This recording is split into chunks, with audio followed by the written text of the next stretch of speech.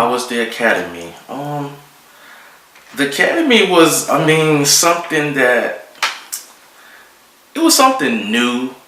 Not something that I probably have. I don't think I have experienced anything like that in a way.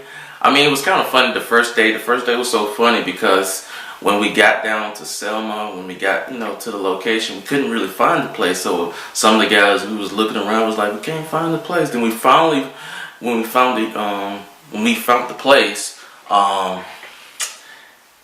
I think what happened was we was sitting in our car. And we was already running late and everybody was in there, and so I guess the lieutenants and the sergeants they came out and they started doing what the trying to do the military way to trying to scare you up. They had the big hats on and everything. So it was kind of funny. It was, I'm not gonna say I was scared. I mean, it was kind of funny in some ways, but so yeah, that was a really good experience. Like the first day was like really like crazy because we had to get lined up and they was coming around saying stuff trying to make you break and but no, they didn't make me break anything. But yeah, so it was just kind of funny, hearing the different voices, how they, yes sir. So, yeah, that was fun. The first day was, real fun. Some people left, so, cause they got scared or whatever reason they were. I'll say it like this, they wasn't tough enough. But, not really say they weren't tough enough, but maybe they just wasn't meant to, be doing that kind of job, so, yeah. Yes, I actually did. I served as the chaplain at the academy. That was an awesome experience. I was the spiritual leader. So yeah, I had to pray for people. So that was awesome experience. I won't ever forget that. Like that was one of a really great experience. Like to be the chaplain at the academy, I got to say the prayer at the end, like at the ceremony and everything. So it was, it was great. Like I really enjoyed it, yeah. So shout out to the 1501 class. So I mean, yeah. So shout out to them. So yeah.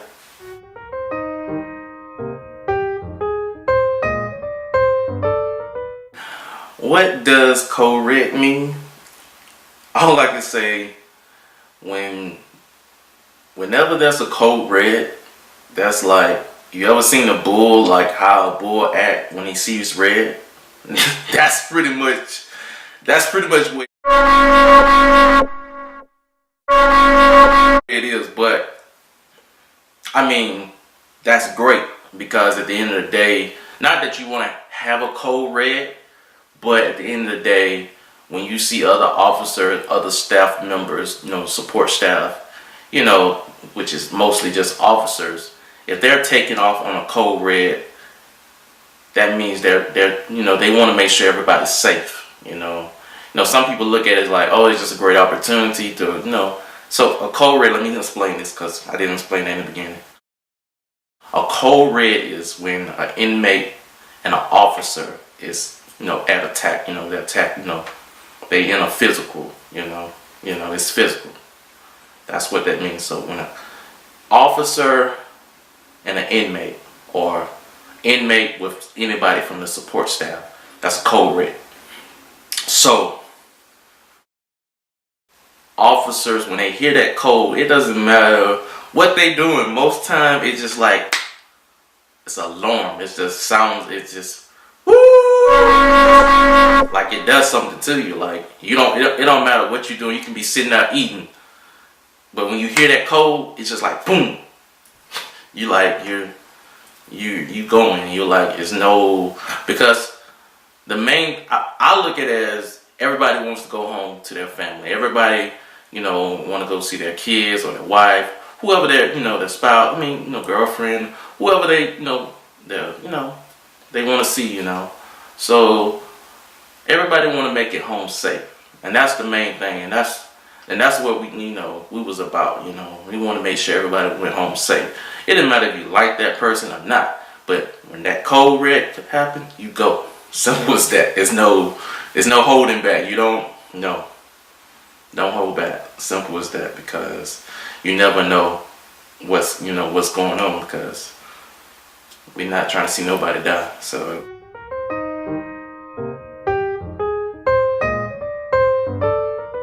what I listen to before I go to work, I really don't listen to much, but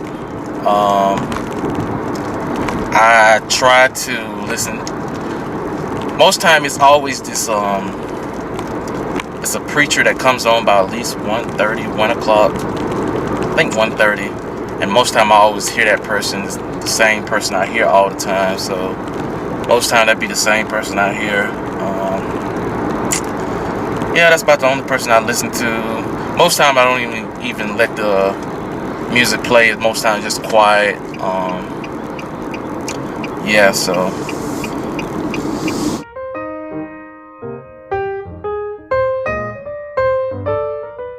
What went through my mind while he's at work?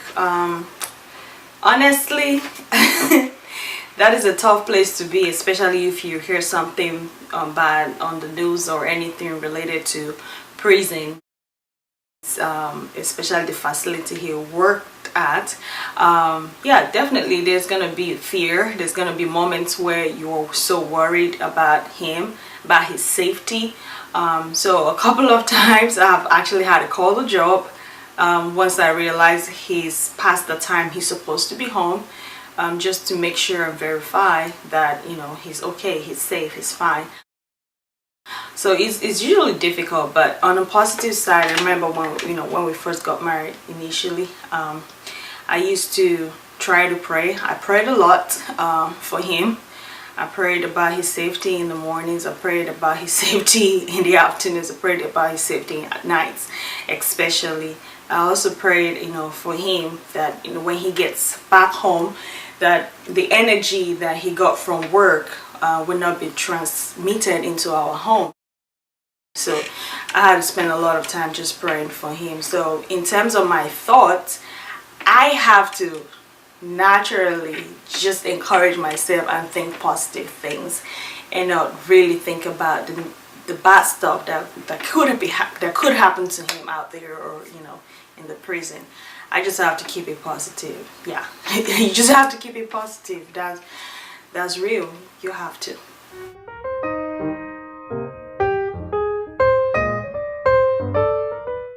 what was my first day like at work? What was my first day like at work? To be honest, I was terrified. Be honest, I'm just gonna be honest. I was scared. The first day that I walked into those gates, yeah, I was scared. I prayed, but I was like, hey, I'm going in with no fear. I was like, I'm not going with no fear. I think I was just say the scripture, yea, though I walk through the valley and shadow of death, I will fear no evil. I just say that scripture over and over. Art thou with me, thy rod and thy staff that comfort me. I think I used to, quote Romans 8:31.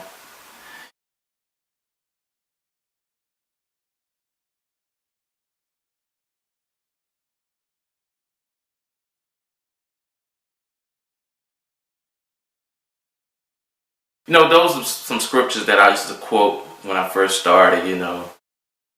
The reason why I say my first day I was kind of terrified, because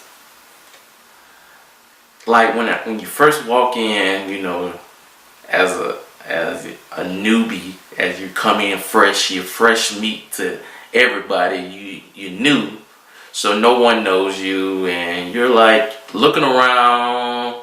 And the first thing about this is not, that's why you can't believe everything you see on TV or movies, because it's a lot different than those, things, TV and movies that you see. But I didn't understand. I was like, oh my gosh, they're like walking around. I was like, they're walking around. I did not know that. Oh, like, like this is crazy. Like they walking around. Like I was thinking this, that's just what I was thinking. Everybody's gonna be in a cage and this and that. So I was like, hey, they're just walking around. I said, oh my gosh. I'm sorry.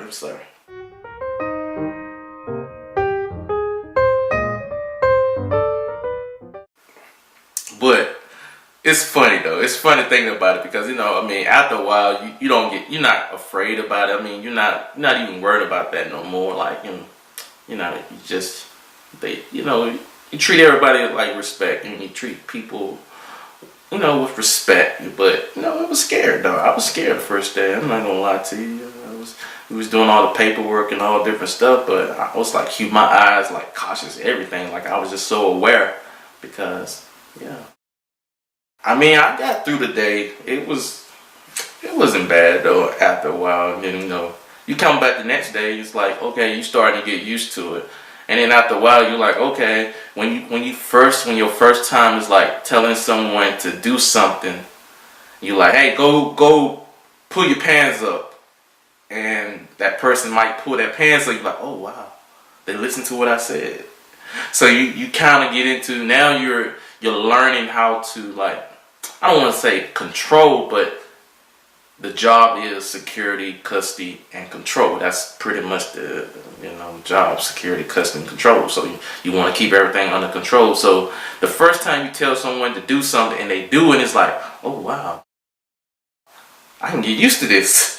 Like, because and that's gonna be the bad thing too about correction, because you get used to telling somebody what to do constantly. You're always telling somebody what to do, and that can go with you can come home and do the same thing, trying to tell your wife what to do. Hey, go cook. Hey, go clean. Hey, and she's looking at you crazy like, you're not at the prison. So yeah.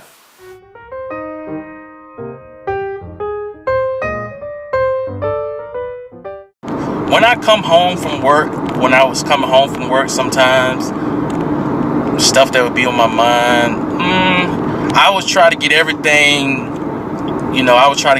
off my mind. Like I would try to, not think about work. I would try, drive slowly sometimes to get everything. If it's one of those days that's like, oh my gosh, like, and all day, while I'm on the road, I'm just thinking about what just happened. Like it was just like one of those days that was like, what just really happened? And yeah, so it'd be crazy sometimes, but on the road back home, sometimes it would be tired because I would get off at nighttime. So sometimes I'd be sleepy, like really, really sleepy. But yeah, I made it through. So yeah.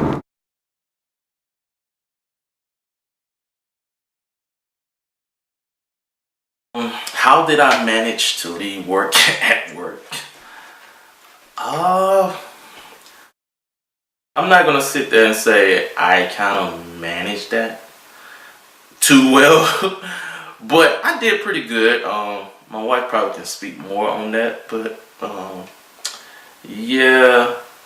But I look at it like this: 5 days out of the week, 8 hours a day, maybe 8 hours, sometimes 16 hours, but 8 hours, most time 8 hours a day, 5 days out of the week.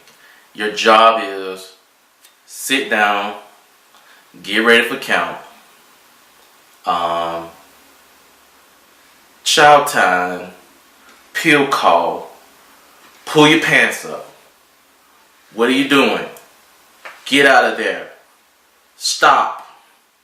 Your job is literally to control security, custody, all day long. That's what you're doing. Hey, move. Hey. So you're gonna, some way or another, you're gonna bring that home. That's just gonna come home. Even if you're not trying to, you might say, oh, you leave it at the gate, but no, man, it's gonna come home sometimes. Sometimes you're gonna come home and you're gonna tell your wife, hey, go do this, hey, get ready.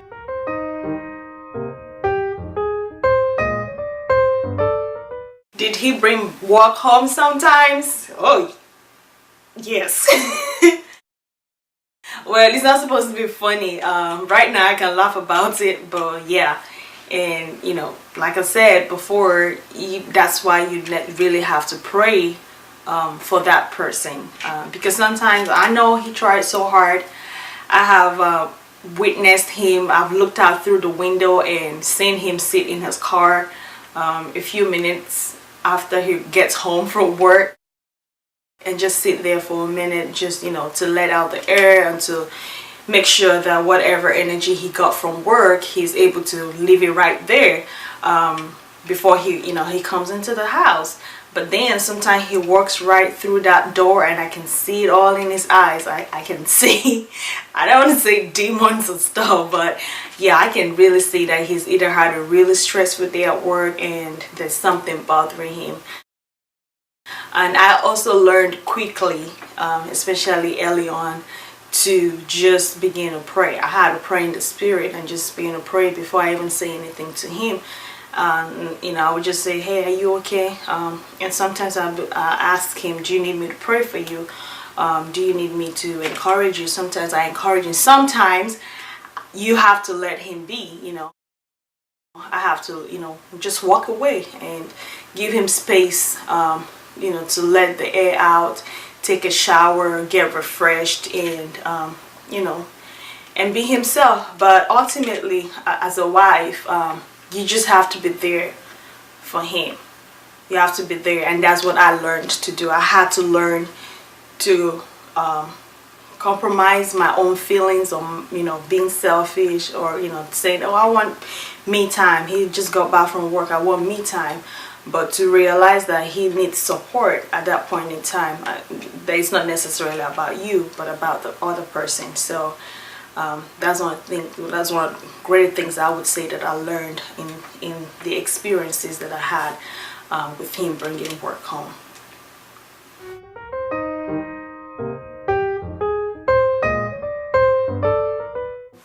Did I have any nightmares? Of course. Like, I had plenty of nightmares. I didn't have nightmares all the time, but there would be some nights I couldn't sleep. Like, as I said, my wife probably can tell you more, but yeah, because sometimes I would wake up in the middle of the night, or sometimes I'd be like fighting, and I don't know why I'd be fighting. I'd just be fighting, because in my dream it's like I had to fight for my life on some type of situation. It was something was happening. And it felt like I had to fight for my life. But they were just dreams and nightmares. But yeah, so that was some things, you know. Yeah, so I did have some nightmares. And yeah, that wasn't pretty at times, but most time I was good, but sometimes, yeah, you would have nightmares. You would have some type of situation that would happen, that, or you would have, like, this is one of the things that I would say that would happen to me. Maybe it didn't happen at the prison, but I would have a nightmare, and it was like, what about if this situation happens? If this take place, what would you do?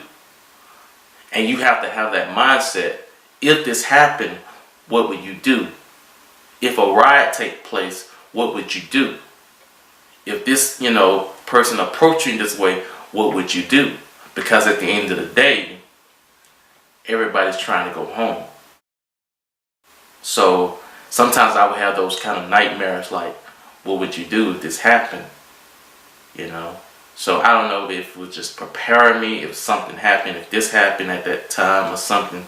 So yeah, but I didn't really have that many nightmares, but I had a few.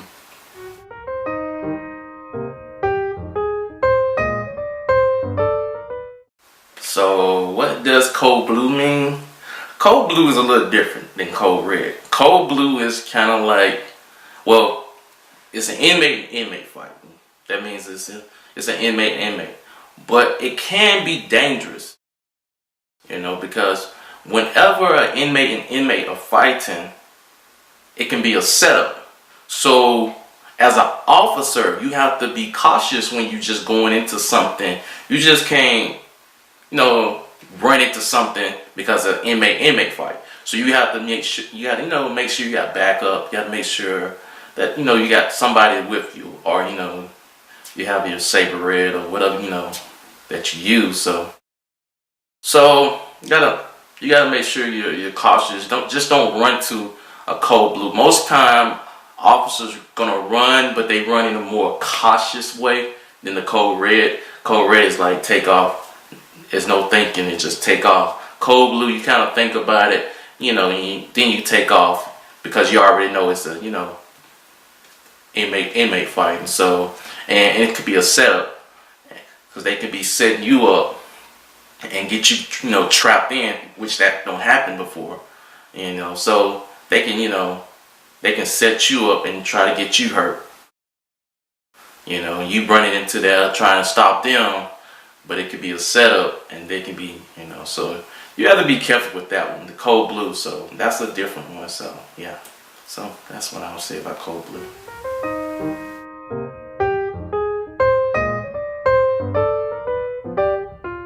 I always pray. I make sure I'm going to pray because that's important. Prayer is the number one thing. Always pray. So, yeah. Sometimes I get used to my routes when I'm on the road. Like sometimes, say if we're not going, like say we're going to like church or somewhere. Me and my wife we're going somewhere else. If we're like taking the route. Not really taking the route, but like we go by the road, and sometimes I end up turning going towards work. And even though I work where I used to work at, it was far away from where I live, but sometimes I would take that route, and I will be going that direction. So when I'm going that direction, my wife be like, "Where are you going?"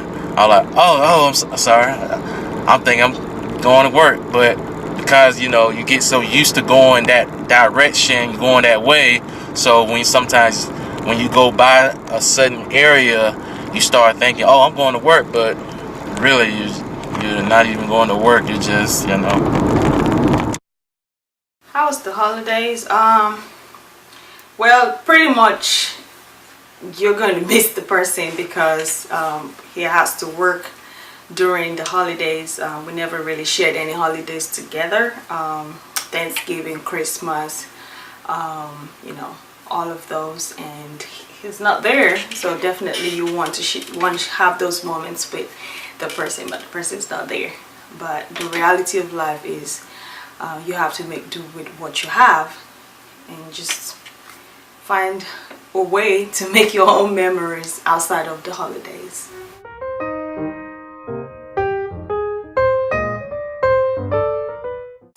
Do I miss working at a prison? No, no, I don't. It's just simple as that. And not in a bad way. I just don't miss it. Most time you talk to an officer that's probably done it before, they'll probably say they don't miss it. And the reason why I don't miss it because I think I left the right way. That was the one thing I wanted to do, make sure I left the right way. I didn't want to leave like on a bad term or leave in a way that I'm mad at somebody or mad at an officer or mad at an inmate. I wasn't mad at anybody. It was just, it was my time to move on to better things, That was just it, It's time for me to move on to better things. And I'm not even mad at anything about, corrections, It was good to me. It was good to me. It provided for me, I had food, Now, God is the provider, but, I had a job, to go to work, I ain't gonna complain, but no, I don't miss it. So, no, I don't miss it. Yeah, that's all I got on that one. So that's all I have to say about that one. But no, I don't miss it.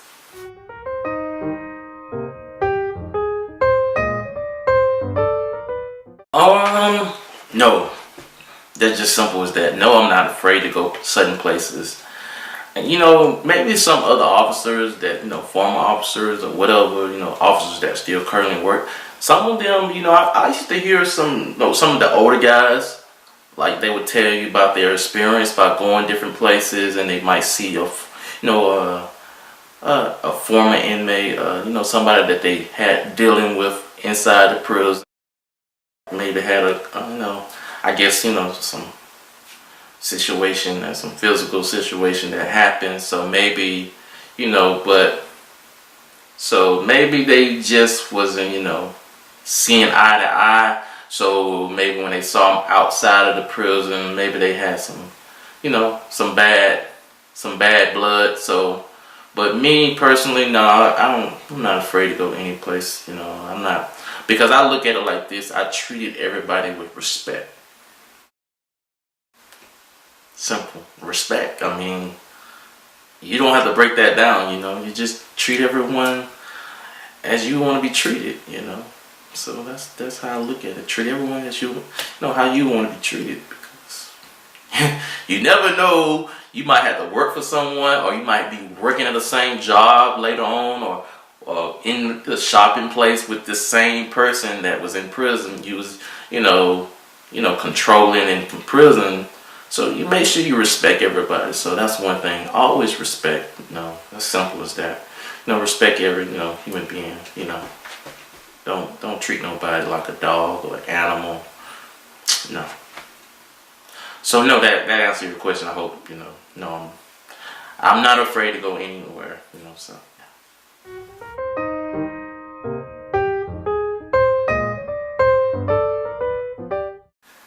I'll tell you a scary story. Tell you one of the most horror story. I don't think I want to, because those can be. I mean, from what I saw and what I have heard, yeah, maybe if the camera's not rolling, I can tell you. But yeah, I'll keep that confidential. I won't tell those stories. No, I won't tell you any. I don't heard some crazy stuff, and I'm seeing some pretty crazy stuff too. So, but I won't share it. Maybe when the camera's not rolling, but so you get the exclusive, the interview that they won't see. But yeah, but.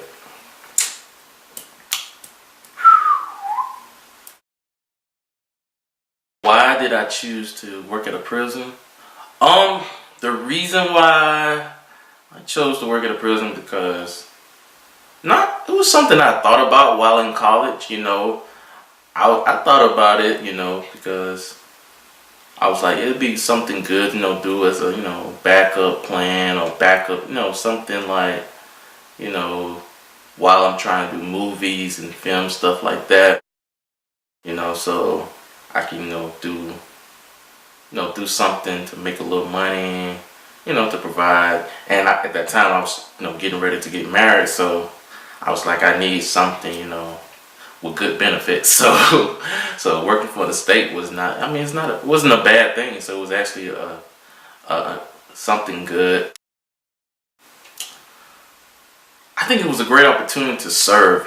That's one of the things that I won't take back. It was a great opportunity to serve, to be able to see what actually goes on, and to be able to to get a better understanding too, so yeah.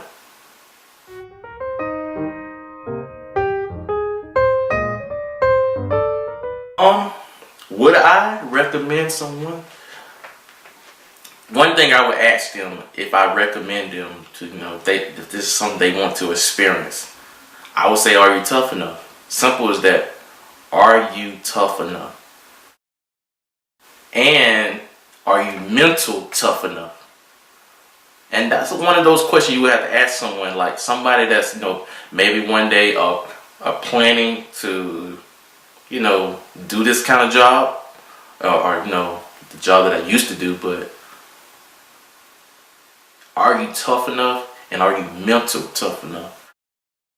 Because I think the mental aspect that's where if you're not mental tough, you won't make it. Like you will end up quitting in a way that you're upset, or you end up getting trapped up in stuff that you'll be walked out in handcuffs.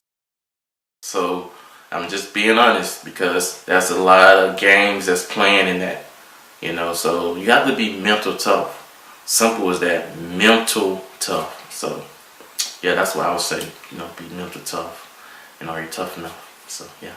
So if you are those two, yeah, I would recommend you to, if that's something you want to do, it's not a bad job, but you got to be mental tough, and you got to be tough enough, and you got to know how to treat people. Simple as that. If you don't know how to treat people, no, don't do it.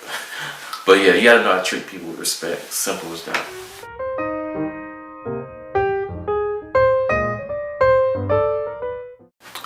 What kind of advice would I give to people married to people working in law enforcement? First of all, I would say you have to support your spouse 100%. It doesn't matter what you hear out there. It doesn't matter what situation your relationship is at, or whatever is going on in your marriage. With the kind of work they do, they need to constantly know that you are there for them. Even if there's nobody else they can, turn to or talk to or vent, they have to know that you're reliable, that you are trustworthy, you're someone that they can, come home to and vent and be angry and cry sometimes, yeah, or just express their emotions. They need to have an outlet where they can release all the emotions that they've had all day or all week or the whole month. So they have to know that, first of all, that you are there for them, that you can give them that support. You don't have to say anything sometimes. You don't even need to pray sometimes, but they have to know, they have to have that assurance that you support them 100%, that you are their number one fan. And then I would say pray. A lot of bad stuff happened, and I know that almost every single day that my spouse went to work, I always say, Lord, keep him safe, because I don't want to get a phone call and hear there was a fight at prison or the facility and something had happened.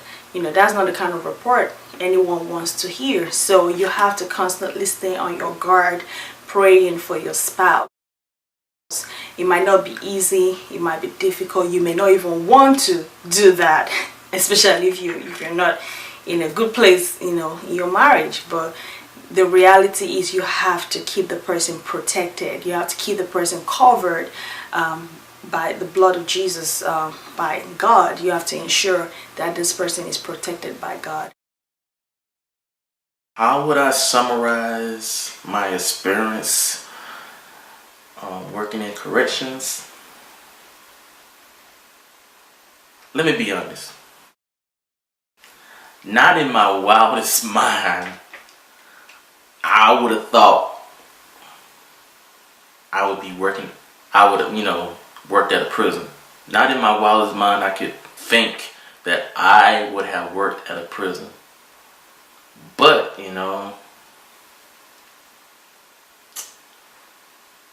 everything happened for a reason. And that's how I look at it. Everything happened for a reason. I served a time, I served a purpose at that time, so everything happened for a reason, Maybe this film is the reason why I had to go and, be able to serve hand on. Maybe this film is the reason, so I don't know. So I really do want to encourage all the couples out there, if you have someone who's working in law enforcement, look at it as a mission for you. Look at it that you're on the mission field. You're praying, you're supporting, you're providing every encouragement that your spouse will need. And even if you have kids already, to make sure that your kids know that their father or their mother, they are safe. whoever they are, that they are safe, that your spouse is safe, and your home it's a safe haven and a place of joy, because they've been in prison all day. So you want to make sure that they can come home and feel like they are at home and not feel like it's another prison. So that's it. I would say, I wanna say this. Everything that you see on TV or movies about prison is not always true. That's one thing I learned. Like, everything you see on TV and movies, what they display on the news, is not always true. Don't believe everything. Don't, please. It's not always true.